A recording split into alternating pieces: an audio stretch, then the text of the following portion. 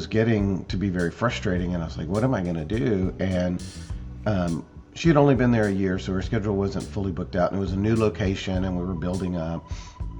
And I thought, you know what, I'll get a scribe, and I'll try to see, for at least a month or so until we can get somebody in here, I'll try to see her patients too. I don't want to cancel her patients. And brought somebody in to assist me, and I found I was able to see almost all of her patients. We didn't have to cancel that many. And if I had somebody in the exam room helping me, and I remember being in school, and 1 an hour was hard to do. And I remember getting out of school those first few years, and 20 in a day. I was proud when I got to 20 a day, and I remember having days where I did almost 30. And my partner and I, after work, would talk to each other and talk about how busy a day it was, seeing 28. What a busy day it was. And now that's a slow day for me. Hello and welcome to the Chris Wolfe Podcast on iCode Media. Today I had a great conversation with my friend, Dr. Peter Cass. Actually, Peter and I know each other quite a ways back. I would say I probably first met Peter in 2012, 2013. To my recollection, he may not remember it. But anyway, we talked a lot about staffing issues and also how to ramp up your patient schedule and still take really good care of patients without detracting from the level of services that you can provide. So please enjoy our conversation. As always, be sure to subscribe to the podcast, write a review, share it with your friends, and support those who support us.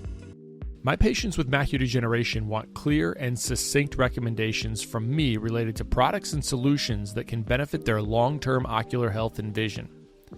To do this for my patients, I need to be confident that what I'm recommending will have a benefit to them. And that's why my supplement of choice is MacuHealth.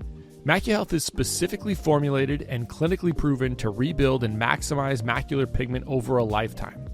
This results in enhanced visual performance and aids in the treatment and prevention of age-related macular degeneration. I've discussed carotenoid absorption on this podcast with Dr. Nolans and Stringham, and MacuHealth uses a patented process called micromicelle technology. And this technology is clinically proven to increase carotenoid concentrations at the target tissue and deliver the highest level of bioavailability studied to date. MacuHealth has been great for my patients. We really feel like we have the ability to help those patients in all categories of macular degeneration. If you're not utilizing MacuHealth for your patients, check it out for yourself by contacting your MacuHealth representative. I want to discuss the MyDay toric contact lens for a minute. When I'm reaching for a daily lens for my patients, I need to know that it will be available in parameters that I want, and it needs to work. This improves my chair time and my patient satisfaction. The MyDay toric features the same optical lens design features as the most prescribed monthly replacement toric lens on the market. MyDay toric now completely mirrors the Biofinity toric's parameter range. To be clear, if you find the parameter in a Biofinity toric, you can find it in a MyDay toric. This toric lens design is multifaceted to ensure optimal visual acuity, lens stability, fit, and comfort. Its uniform horizontal ISO thickness and wide ballast band quickly orient the lens for better performance and simplified fitting. The MyDay material is CooperVision's softest one-day silicone hydrogel lens and features Aquaform technology combining a unique balance of high oxygen permeability and natural wettability. The result is a highly breathable lens that keeps our patients' eyes looking clear, white, and healthy. So if you haven't started utilizing MyDay toric in your practice, I'd encourage you to reach out to your CooperVision representative to get started. Let's then talk a little bit about staffing, Peter. How do you go from, there's a lot in this question, but how do you go from, let's say, seeing 20 patients a day to 50 patients a day? For most people, that's going to be unfathomable. What are your kind of keys to that? So, like with most things, you probably need to take it one step at a time, and like often with a lot of great ideas, it started out of necessity. And so I'm in a medium-sized town, Beaumont, and about an hour 30, the way I drive, about an hour from Houston, and so all the students, when they graduate, I'm faculty at adjunct faculty at U of H, teach practice management. And every year when I ask them, where do you want to practice? How many of you want to practice Austin, Houston, Dallas? Like 99 hands go up. And, then how many of you want to practice outside of Austin, Houston, Dallas? And like, one hand goes up. And, they probably want to be in a big city in another state. Right. And so it's very hard to get docs to medium-sized towns, and even harder to get docs into kind of rural towns. And so I had what I thought was And you consider Beaumont rural? not rural, medium size. So it's about Medium size. 120. Okay. And it's nearly impossible to get them into rurals. Like you're talking, 7,000, Yeah, I know. 10,000, like the East Texas towns. I've had lots of my colleagues call me and like, hey, can you talk to the students for me? And they've had some very attractive offers, but the students just aren't biting. I reviewed an offer for a smaller town, smaller rural town, just last week, and it was 180,000 first year out, with a 50,000 sign-on bonus and a $10,000 allowance for moving. So, yeah, that's a whole lot more than I started out. Oh So, my gosh, me too. but I mean, that's light years. yeah, Light years and that's more. what they're having to do to attract them into these smaller areas.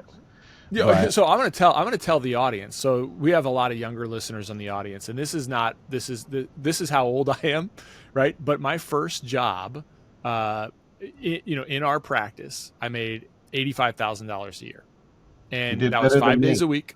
Yeah, well, I'm sure I'm younger than you, but Yeah, but that was 5 days a week, and in order for me to like make enough money to start paying back my loans faster, I worked an extra day outside of the office, and I even entertained. This is before I even started anything with lecturing and board certification review or board review for the students.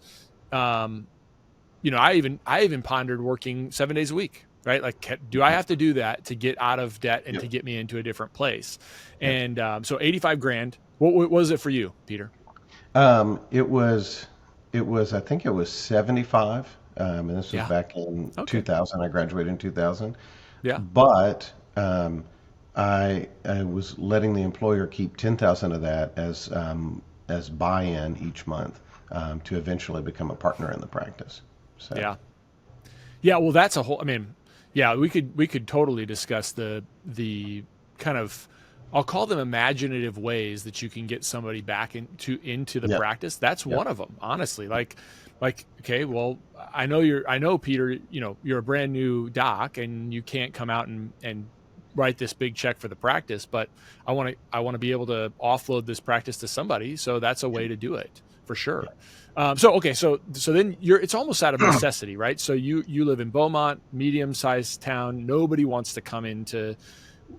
rarely wants to come from a large school in a large city into a smaller or medium-sized town.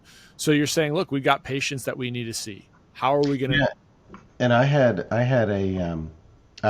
what I thought was the perfect candidate. My accountant calls me one day and he goes, "Hey, I've got somebody I want you to meet. Let's go to lunch." And I said, "Okay." And she was a new grad.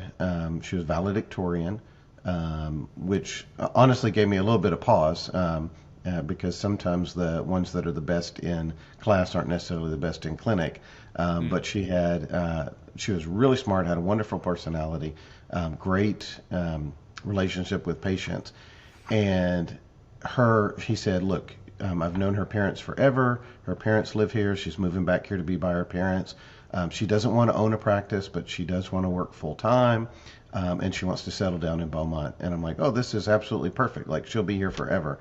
And she hired on. She was so excited, and things were going great. And about a year later, she came to me, and she said, "Hey, I've got some bad news. My husband got headhunted by a law firm in Houston, and we're moving back to Houston." I was like, "No." And she said, "But if you drive like me, you could be there in an hour." And so as we grew later on, as I got busier and grew later on, I had somebody working for me who was driving 2 hours from Houston each way. Wow. So I've had that as well. But it's funny. One of my colleagues called me or texted me and he said, "Hey, I need to talk to you about her. She she's on her resume. She used to work for you, and she's applying here at my office in Houston. And I texted him back. I said, well, I can call you and talk to you at lunch if you want. I said, but my advice is hire her before somebody else does. And he said, never mind, we don't need to talk. And she's been with him ever since. And I'm still mad at him about that, but he's a good friend. But when she left, that was like the third time that had happened in as many years. And it was getting to be very frustrating. And I was like, what am I going to do? And she had only been there a year, so her schedule wasn't fully booked out. And it was a new location, and we were building up. And I thought, you know what? I'll get a scribe, and I'll try to see, for at least a month or so until we can get somebody in here. I'll try to see her patients too. I don't want to cancel her patients. And brought somebody in to assist me, and I found I was able to see almost all of her patients. We didn't have to cancel that many, and if I had somebody in the exam room helping me, and I remember being in school, and one an hour was hard to do, and I remember getting out of school those first few years, and 20 in a day. I was proud when I got to 20 a day, and I remember having days where I did almost 30, and my partner and I, after work, would talk to each other and talk about how busy a day it was, seeing, 28, what a busy day it was. And now that's a slow day for me. And the big difference, I think, is just delegation. And so when she left and went to Houston, and I just had to do it on my own, and I started delegating out a lot of what we as optometrists do on our own, when we could hire a really good staff member and train a really good staff member to do. When I started delegating that out, I found that seeing patients became a lot more enjoyable, because I was a doctor with the patient, not a doctor and a technician with the patient. I found it was a whole lot more profitable, because most docs could see 50 to 100% more patients than they're seeing by delegating out 25 to 50% of what they're doing with the patient.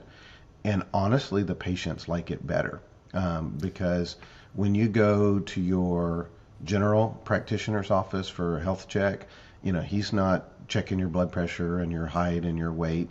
And when you go to your dentist, he's not doing the cleaning and doing x-rays and all of those things. But yet when people come to an optometry office, most optometrists think patients expect that, and they really don't. It was kind of eye-opening to me, the compliments we got on how more thorough the service was after I started passing stuff off to other people. So yeah. I mean, so the same kind of situation happened to us. My associate, who's been with us now for like 6.5 years, almost 6.5 years, and she's awesome.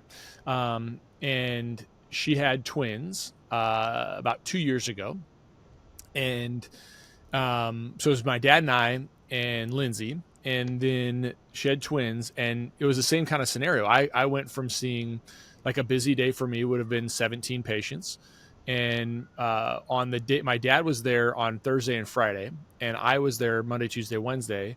And so I was seeing, my dad wanted to just see his patients. He was on his way out. He was ready to retire soon. So he didn't want to see any of her patients, and that was fine. But I was like, all right, well, she's got twins. She's going to basically, I think she was basically off effectively. She, was off from like January, more or less, till June. And we had all these patients that we needed to see. And so I didn't want to work another day of the week. I didn't want to come in on a Thursday or Friday and see those patients. I wanted to squeeze them into my Monday, Tuesday, Wednesday. And I had a scribe at the time, so it was kind of effective. I could do it. And I almost became a game, like, okay, well, how many patients can I see? We got up to 36. I was seeing 36 patients a day. Now, it was busy, super busy for me, but we could do it. And the same response to our patients was that, oh yeah, it's thorough exam, it's efficient, it's, all of those same kinds of things. And the other thing that you get really good at is, and this is where I think from a school standpoint, it is hard for students coming out of school to understand that you don't do everything. You don't have to take care of every single problem that a patient has during a one exam per year. Your goal Yeah, you and I have talked about this before, and but the reality is that this plagues the profession, and I think it really it it is something that gets ingrained in you during your training, and you can almost, I would say probably 80% of us never unlearn this because we're not conscious of it. Is Mm-hmm. that the idea is I have to do everything for this patient in one exam unless it's really bad Every time. Every every time. time. Yes, and I got to do all these same things. My point is to say that what you realize is that you become much more efficient at saying, okay, well, let's find the stuff that is potentially a problem or is a problem, and then that comprehensive exam is just strategizing with the patient on how far do we go before we check in on this other thing and go and dive deeper into it. And that actually, from a practice standpoint, was very good for me to kind of have to ramp up like that. Not because I was doing the other stuff before, but it just shows you, like, if you just piecemeal down, because I don't have the time to dive into every single thing. I have the time to identify all the stuff, Yeah. but then it's more about identifying, discussing with patient, planning for what you're going to do to follow up with those other things. And that's a huge part of ramping up your services as well. We've got a student right now that it shows me she's great. I mean, she's very competent, but it's great. It's very hard for her to understand, like, you have a question you can't answer. You have a question that you can't figure out the answer to. Okay, well, what's my differential diagnosis? Yep. In those differential diagnoses, which ones are serious that I've got to figure out right now? Which ones can I figure out in a week or a month or 3 months or 6 months, and like keep the patient safe and also do the right thing by them, and then the right thing by the practice. That is so hard, Peter. So hard. Yeah. One thing I found that helped me with that is when I'm looking at a patient and dealing with an issue with a patient is, do I know what this is, or do I think I know what this is? And if the answer is yes, okay, let's stop right there and let's try to treat this. And even if it could be something else, let's treat the obvious thing first, because sometimes you can have think multiple horses, not zebras. multiple diagnoses stacked on top of each other. And as long as you're not brushing off something life threatening or sight threatening, go ahead and treat what's most obvious. But step one, if you think you know what it is, stop right there and treat it. Step two, is if you're not sure what it is, but you think you might be able to do some testing to figure it out or something different, then schedule that. And step three is if you have no idea, well, you probably at least know what part of the eye it's in. Okay, I don't know what's going on, but I think this is neuro, or I think this is retina, or I think this is cornea. I don't know what it is. Send them out to somebody who does. And life got a lot easier when I approached everything like this. Either I know what it is and I'm going to treat it, or I kind of think I know what it might be. Let's do some tests. Or I don't have a clue. Let me get you to somebody who can figure this out. And that's a little bit of a maturity thing in doctors too, because I think the more experience we have, the more ready we are to admit that we might not know what something is and that we need a second set of eyes on it. So. Yeah, and I think I think to expand upon those questions that you're asking, it's almost, the questions I always ask the student is, okay, well, what's your diagnosis? What's your tentative diagnosis? What do you want to do about that?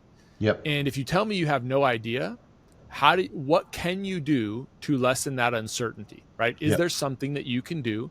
Patient has this symptom or this sign. Is there something you can do? That's basically what you're saying. And if you can't, now it's like, all right, I have no idea. But the reality is that that's you can have that's a very small percentage. You can you should have an idea, and they all do. The real challenge is, how do you flip that memorization that they had for boards, and they know, okay, well, Maddox, okay, I got a patient with double vision. Well, there's Maddox rod, there is polarized lenses, but none of those things actually are.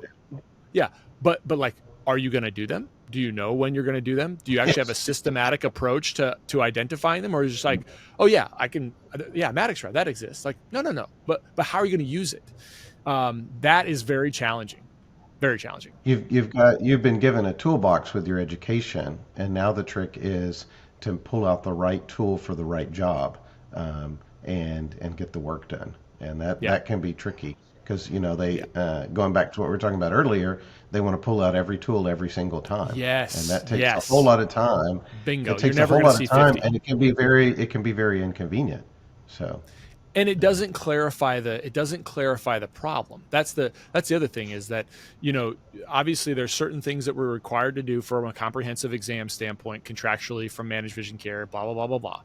But yeah, like, outside of that, okay, well, like you said, well, which tool are you going to use? And when you pick a tool, it's always like, I'm going to do a test because I'm think it's this, right? You should have an idea about what you're going to gain, the information you're going to gain from a test, as opposed to what you'll see often is, well, I just want to do a macular OCT. A patient's not seeing very well. Let's do a macular OCT. Let's do a optic nerve OCT. Let's do it. It's like, wait, look at their capsule, right? Look at their posterior capsule. Is it foggy at all?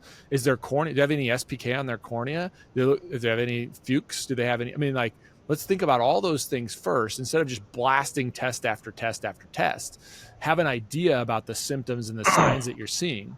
yeah, and just work your way front to back and see what you see, and Yeah. then test based on that. All right. So efficiencies. Okay. So you hire a scribe, you realize your efficiencies, your patients are happier. So that probably gets you to, let's say, 30, 35 patients a day. You're pulling some triggers. You're pulling some pretty significant levers. If you're 50 a day, that puts, what, a patient every 10 minutes? So what we actually did is I wanted to make sure that I was making the most of that time and scheduling properly, and so I actually set up two separate schedules. So I had one schedule that was my main schedule, and it was every 15-minute comprehensive exams, and then I had a second schedule that was everything else, and that was a big help as well, because when you ask doctors, how many patients, and PCS, we've done practice evals and practice valuations. And so in the evals, we go in and look at practices and look at their numbers and kind of, help them. In the past, we did that. As we've grown, we've kind of, that's one of the services we don't provide anymore. But in doing that in the past, we would, often ask doctors, how many patients, per hour are you seeing? And the number's always like, oh, I see 4 an hour or 2 an hour. But if you run the MBA, if you look at the MBA numbers, it's 1.16. And Yep. everybody's like, no, I see Mean more than average. one. Everybody, yeah, the average is, and everybody's like, no, I see more than 1.16. Well, you may schedule more than that, but there's, you've got to end them early at the end of the day, so that you can't schedule up till 5 p.m. because those patients have to get worked up and put in a room and seen and through the optical and out the door. And so, there's some gaps there. You also need a lunch. Some of those patients are going to cancel, some are going to no-show. And then also you're going to have spec checks back, you're going to have contact lens checks back, you're going to do glaucoma pressure checks, you're going to have patients come in with foreign bodies. So you start adding all that in, and that's how that number whittles down to about 1.16. And I didn't want that, because just from a purely practice economic standpoint, your most valuable patient is going to be your comprehensive exam, because those are, just from a numbers perspective, those are the ones that are going to generate the most revenue typically in your practice. There may be, like some ortho K patients and dry eye patients and things like that that'll kind of outpace those other numbers. But in general, your comprehensives are your most valuable patients in the practice. But at the same time, I wanted to practice full scope, and I wanted to see all the medical cases. And so that was my second schedule, we called it problems, fits, and follow-ups. And so that was, and so we had one schedule that was comprehensive and one that was problem, fits, and follow-ups. And then as we kept refining that process more and more, we created a third schedule, and that was a special testing schedule, and it was scheduled under my staff member. And so I didn't have to anymore, didn't have to put those special tests on my schedule. We put them on my staff member's schedule. And then she, and this goes back to training, but she was so well trained that, she would do all the testing, and then she would pull up the chart and she would do a tentative interpretation and report. We had a form for it. And a lot of that stuff is straightforward. Like, your tech can absolutely, Sure. like, why is the patient here? Well, that should be on the order in the previous exam or on the chief complaint. So they can put that in. Well, they know the date, they know the test they did, and they know the reliability of the test. It's right there on most of the tests, 8 out of 10 on an OCT, or, 2% fixation loss, whatever, on a visual field. So they can start putting that in. They know the cooperation of the patient because they're the ones that worked with the patient. And so by the time they've put all that in, which is just data, there's no brain power really behind that. It's just data. It's the technical component of the test, right? The Yeah, TC and not the 2.6.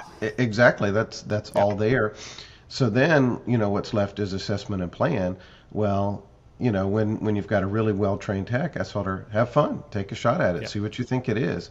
And, if they had large cups and it's all red on the OCT and there's peripheral loss on the visual field, well, she's going to write in, glaucomatous optic atrophy as the assessment and plan. Like, she knows I'm usually going to start with the prostaglandin analog, and she would try to put that in. And then, of course, that's up on the screen when I come in, and that's totally for me to look and review and write over. But when she got it right, I'd be like, hey, you did a great job. And she was, really proud of herself. And when she got it wrong, I'd say, oh, hey, you were close, but this, and I would show her. And she really enjoyed doing that, and it made my job so much faster because 8 times out of 10, I'm like, hey, you got this right. And I just, save it and turn and talk to the patient. And so I spend my time talking with the patient. And all those patients never even went in an exam room. They stayed in the special testing room, and I would come in there and charts on the screen, review the chart real quick, talk with the patient real quick. And then another thing that we did is we actually turned the scribe into an assistant.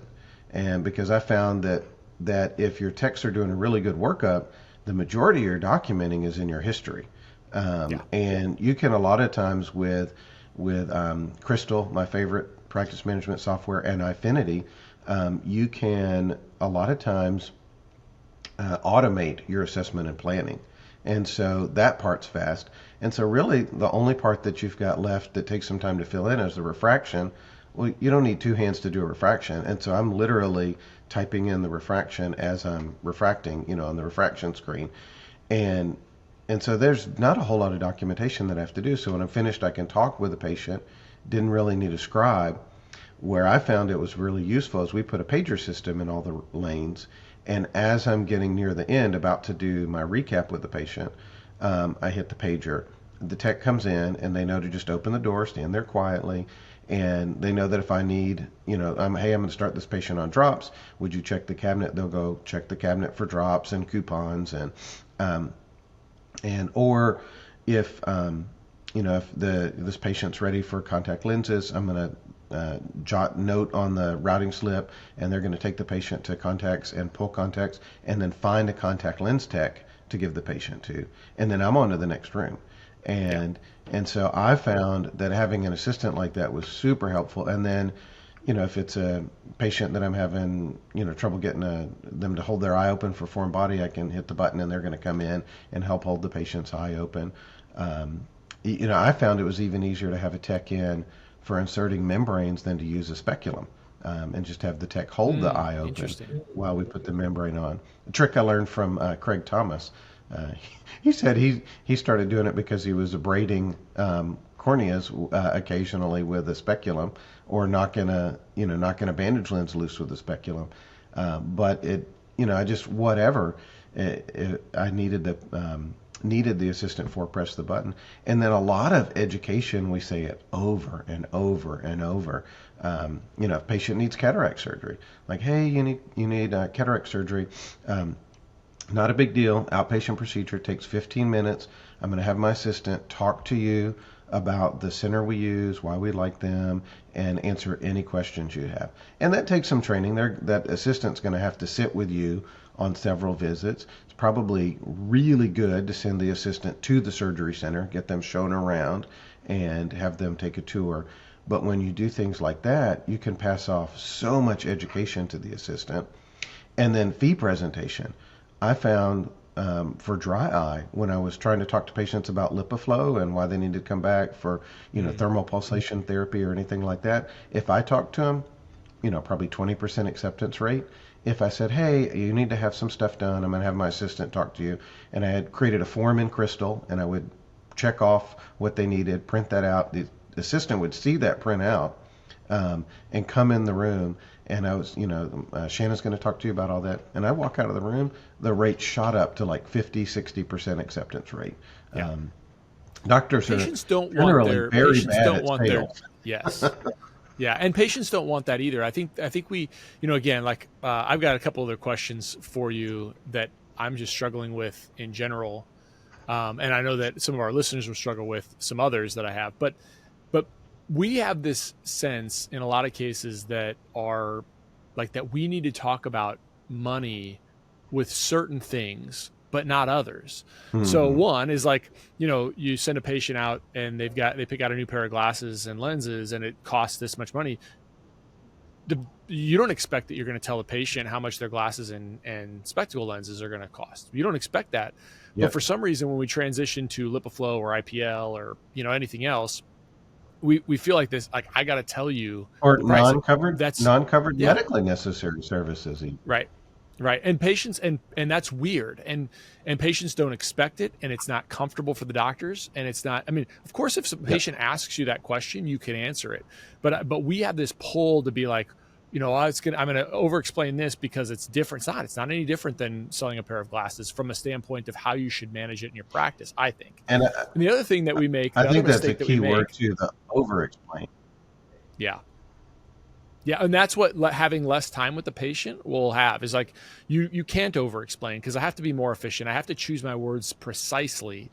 And so I Yep. can't simply just keep going and going and going. And the patients don't find value in that. And so actually I want to ask you a question because I do feel like this sense of I want to if I were going to ramp back up to 36 patients a day or 40 patients a day, Mm-hmm. Mm-hmm. I would have to ask my patients a lot less personal questions related to just how they're doing and what's going on in their Yeah. lives. I worry about that. How do you manage that? Yeah. Yeah. And that is, I do find myself at times, especially if I'm a little behind, you get that one 90-year-old patient that's on, 14 different medicines and can't hear and speak Spanish only. Um, and Mm-hmm. now you're trapped in there for a long time, and you go out and now there's 4 or 5 charts waiting for you, and Right. so I get that where I feel like I'm rushing through it and don't have time to talk.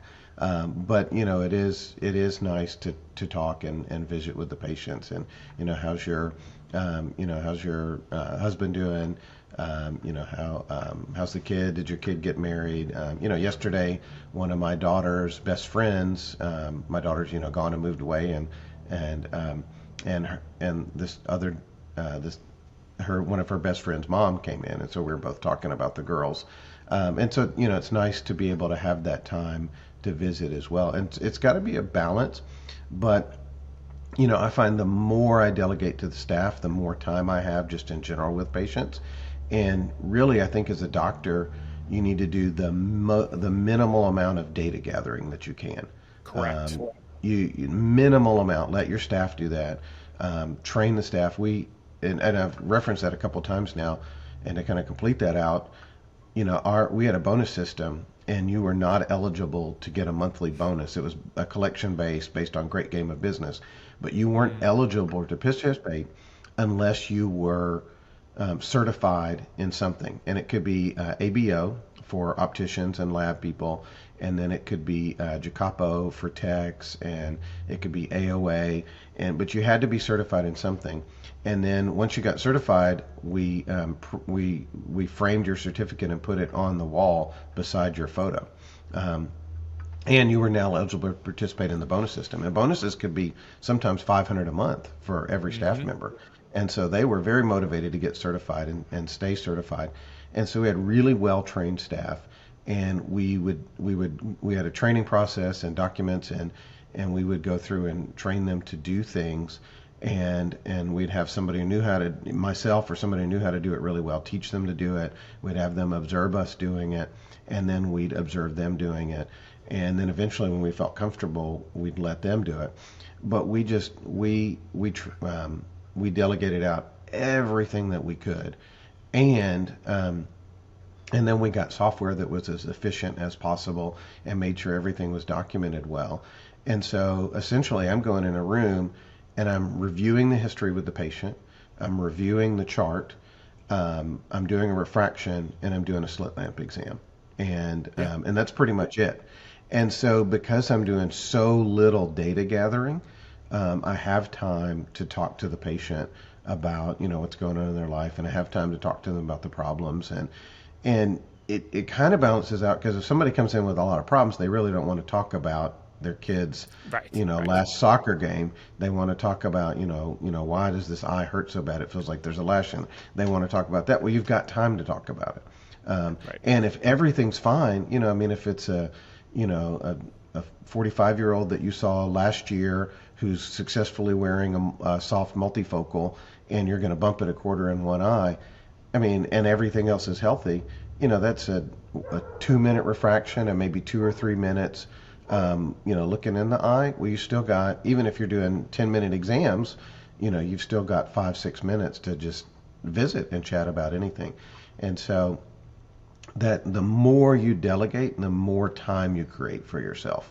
And I tried to have it where all I was doing was refraction and internals and externals.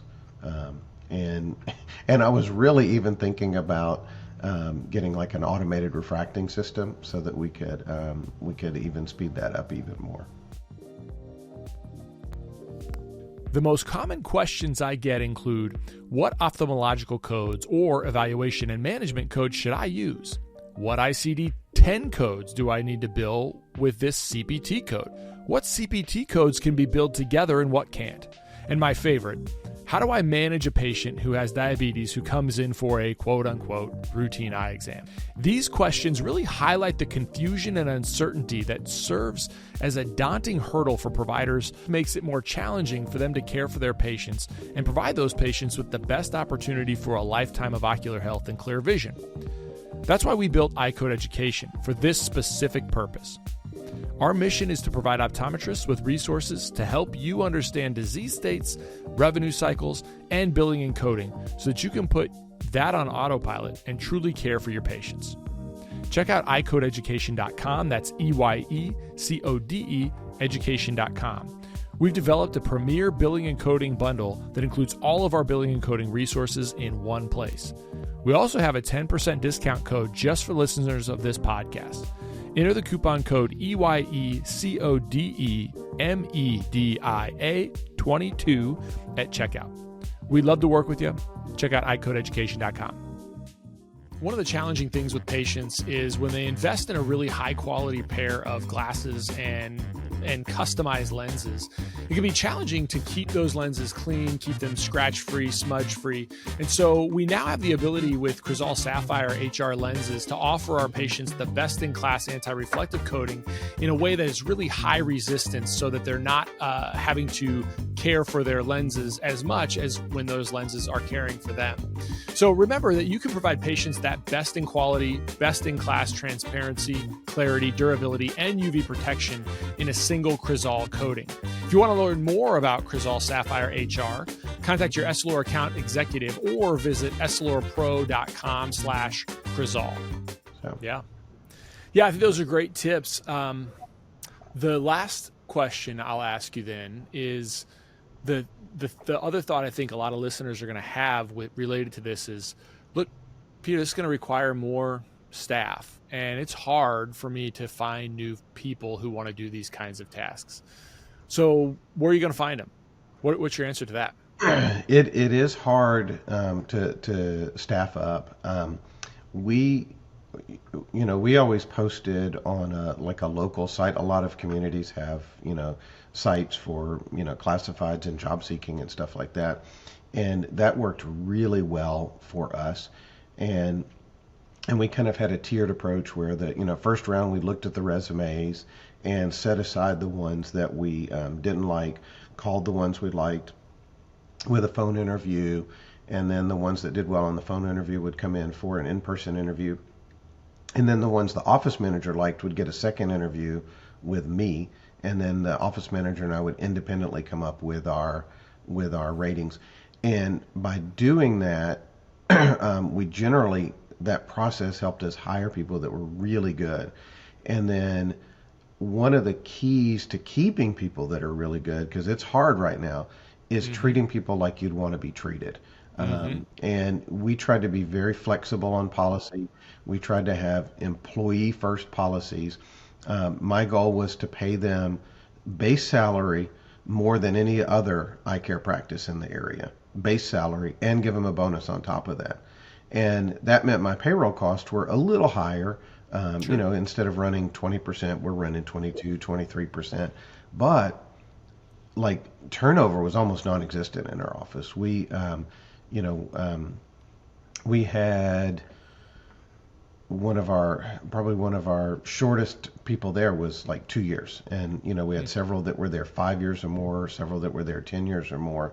Um, we also just try to do nice things for people, and we try to think about things from their perspective. If there's bad weather, do we really need to be open in bad weather? Can we just let them have the day off? And I'm sure that's a You issue mean you face rain? quite a You mean bit. rain?